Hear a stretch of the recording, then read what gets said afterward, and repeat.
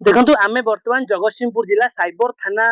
जो अपराधी थाना रे आसी पहुंची निश्चिंत भाव में आमे कहबा एटा गोटे अति निंदनीय घटना जेतेबेले गोटे मनीष वृद्ध मनीष जेतेबेले तार चाकरी अवसर निये निश्चिंत भाव में आमे कहबा जो टंका से संचय करथाय ताकू बैंक माध्यम रखिथाय एवं सेही टंका परिशेष रे से वृद्ध अवस्था रे चले किंतु एठी गोटे वास्तव चित्र देखिबा को पाइबी जो भली भाबरे ताको टंका हड़प हेची एठी कथा उडुची ठक ठकी नेला टंका आज्ञा केते लक्ष नुह 2 लक्ष नुह 5 लक्ष नुह 10 लक्ष नुह 26 लक्ष टंका आज ठक ठकी नेची जे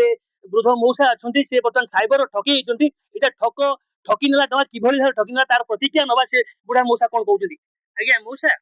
कहिबे केते टंका आपनकर नै जाइछंती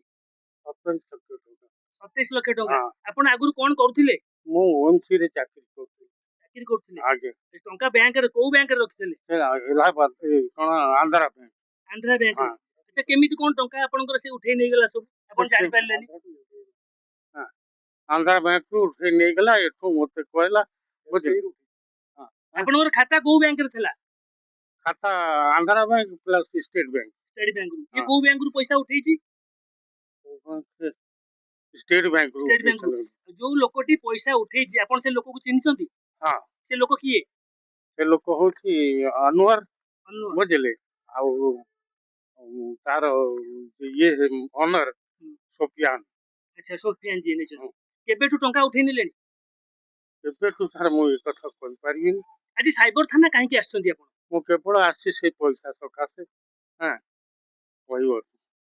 इबे आपण साइबर थाना रे जो थाना अधिकारी अछंती ताको देखा गले कोन कहउछंती से माने से कहउछंती आमे साहाय्य करी निश्चिंत भाव में आमे कहिबा एटा अति गोटे निंदनीय घटना जो भली भाव में गोटे वृद्ध मौसा जन को विश्वास करी सेठी से जो ग्राहक सेवा केंद्र खोला होता है आज्ञा मु एठी गोटे कथा कहबी जे आपण ग्राहक सेवा केंद्र रे पैसा रखुचंती कि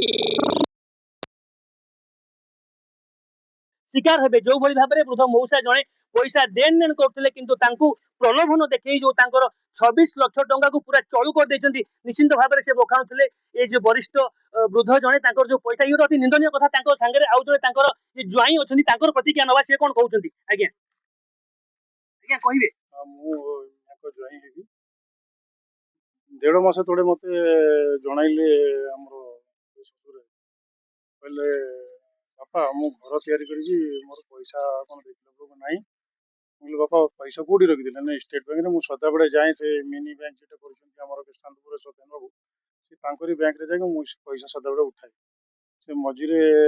केते बडे मोर पैसा सब चली गला मु जानि परुनी एबे गला कहला बडू बैंक को गला बडू पैसा नै तारे मु तांको खाता को नेकी तांकर स्टेटमेंट बाहर करली मु देखिली मु जानितिली आगुरु फ्रॉड हिजी से मिनी बैंक रे केस्तानपुर रे से हेतला 2023 रु 24 भीतर प्राय बहुत लोगों को फ्रॉड हिजी मु सही 2023 टू 2024 जनवरी पर्यंत स्टेटमेंट बाहर केला लोग पाखापाखि 26 लक्ष पाखापाखि 27 लक्ष टंका तांकर डेबिट हिजी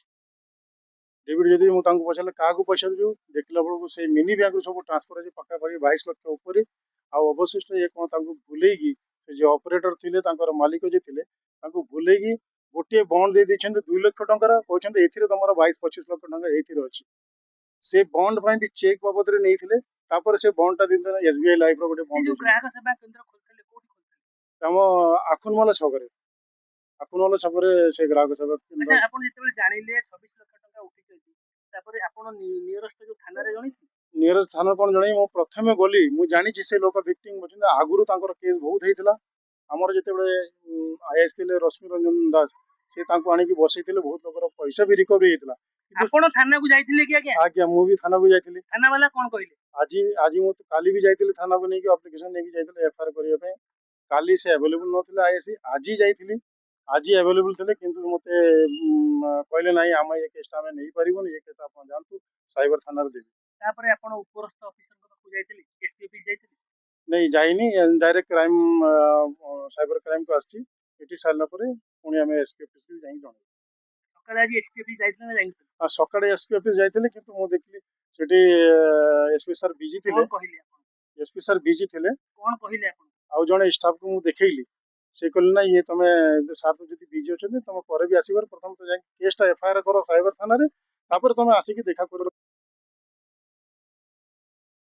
न्याय मिलियो निश्चिंत भाव न्याय मिलिबा ଦେଖିପାରୁଥିବେ ଯୋଉ ଭଳି ଭାବରେ ଯୋଉ ଭାଇ ତାଙ୍କ ଜ୍ୱାଇଁ ଯିଏ ଥିଲେ ସେ ଆମ ସହିତ ଥିଲେ ନିଶ୍ଚିନ୍ତ ଭାବରେ ଆମେ କହିବା ଏ ବୁଢା ମଉସା ଯେତେବେଳେ ଜାଣିଲେ ତାଙ୍କର 26 ଲକ୍ଷ ଟଙ୍କା ଠକେଇ ହେଇଛି ସେ ଥାନାରୁ ଏସପି ଅଫିସ ଏବଂ ଉପରସ୍ଥ ଅଫିସର ସେମାନଙ୍କୁ ଦୌଡ଼ି ଦୌଡ଼ି ତାଙ୍କ ଝାଳ ନାଳ ଆଣ୍ଠି ହେଇଗଲାଣି କିନ୍ତୁ କେହି ଶୁଣୁନାହାନ୍ତି ଯେତେବେଳେ ପରିଶେଷରେ ସେ ଆଜି